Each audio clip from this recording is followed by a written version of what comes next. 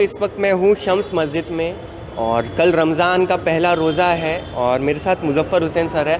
मैं खुद यहाँ पर आज नमाज़ पढ़ा और देखा इतनी बड़ी संख्या में, हज़ारों की संख्या में यहाँ लोगों ने तरावी पढ़ी, इशा की नमाज़ पढ़ी और बड़े ही सिस्टमैटिक तरीके से लोग नमाज़ पढ़े और बड़े ही प्यार से चले गए। और ये चीज़ होने में ये जो पूरी टीम दिख रही है, शम्स मस्जिद की पूरी टीम दिख रही है, इनका सबसे बड़ा योगदान है। और शम्स मस्जिद की तरफ से आज सभी नमाजियों को खजूर भी बांटे गए। सर, कल पहला रोज़ा है, क्या मैसेज देंगे मीरा भाईंदर के वासियों को, देशवासियों को?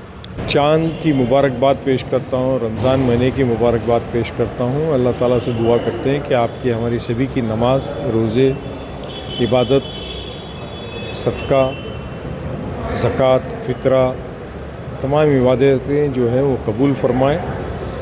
और शहर वासियों से गुजारिश करूँगा कि शहर के लिए जो पुलिस महकमे ने और महापालिका ने जो गाइडलाइंस दी हैं ट्रैफिक और दुकानों के ताल्लुक़ से, ट्रैफिक के ताल्लुक़ से और हॉकर्स के ताल्लुक़ से, उसको फॉलो करें ताकि शहर में ट्रैफिक की परेशानियां लोगों को ना हो, बस को चलने में तकलीफ़ ना हो, एम्बुलेंसेस को चलने की तकलीफ़ ना हो। रोज़मर्रा की ज़िंदगी में जो इंसान गाड़ियों पे आ रहे हैं, इस्तेमाल कर रहे हैं, बाइक्स इस्तेमाल कर रहे हैं, बच्चे हैं, उनको आने जाने में तकलीफ़ ना हो ट्रैफिक में, इसका खुसूसी तौर पे हम ध्यान रखें। और रास्तों पे गाड़ी खड़ा करके, बाइक खड़ा करके बाज़ार लेने ना जाएं, इफ्तार ख़रीदने ना जाएं, बल्कि जहां पार्किंग की व्यवस्था की गई है, जो भी जगह मुकर्रर की गई है, उन जगहों पे खड़ा करें। रात में इबादत के बाद जो है जल्द सो जाएं, सहरी में उठ कर के सहरी करें और दिन भर अपना जो काम है वो पूरा करें। और इफ्तार के लिए जो है इत्मीनान से बाहर निकले, इफ्तारी ख़रीदें और गाड़ियों की पार्किंग की जो व्यवस्था है वहाँ पर रखें।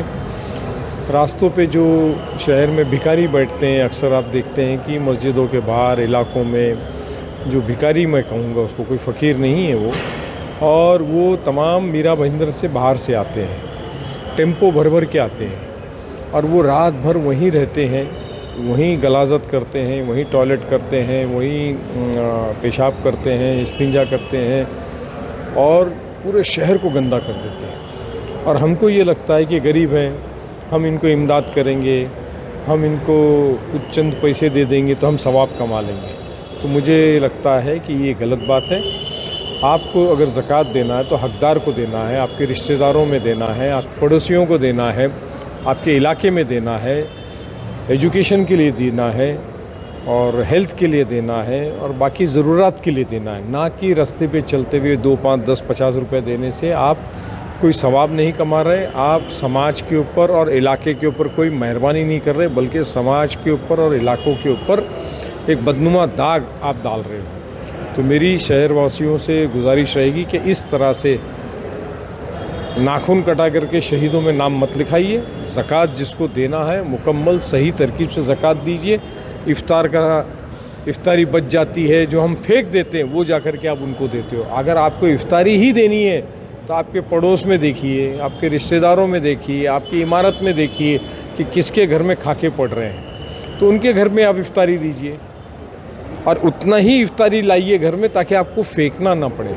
रोज़ा क्या सिखाता है हमको अपने आप पे काबू करना सिखाता है, फिजूल खर्ची से बचना सिखाता है, इबादत करना सिखाता है, गरीबों की मदद करना सिखाता है।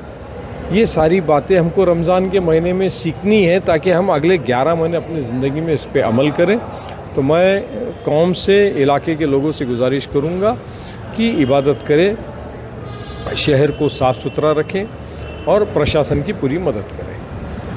दोस्तों, मुज़फ़्फ़र हुसैन जी ने बड़ा ही स्ट्रॉन्ग और एक इम्पॉर्टेंट मैसेज दिया है पूरे देशवासियों के लिए।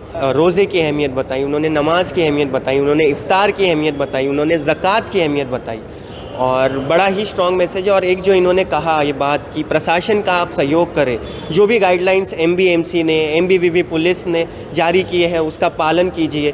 MBVB पुलिस की मैं बात करूँ तो पॉइंट पर 4 व्हीलर और हैवी व्हीकल की एंट्री बंद है। ये इसलिए किया गया है ताकि जो भी अगर इफ्तार का सामान लेने कोई आ रहा है तो उसे तकलीफ़ ना हो, ट्रैफिक ना हो, एम्बुलेंस को जाने में आसानी हो, ये सब चीज़ों का ध्यान में रखते हुए किया गया है। तो ज़रूर आप शासन प्रशासन का सहयोग करें। और मैं फिर से शम्स मस्जिद की पूरी टीम को अप्रिशिएट करूंगा कि जिस तरह से मैनेज किया जा रहा है शम्स मस्जिद में, इनकी वजह से ही हज़ारों की संख्या में ऑफकोर्स मुजफ्फर हुसैन जी के नेतृत्व में ये पूरी टीम काम कर रही है, वॉलंटियर की, इसमें युवा भी दिख रहे होंगे आपको।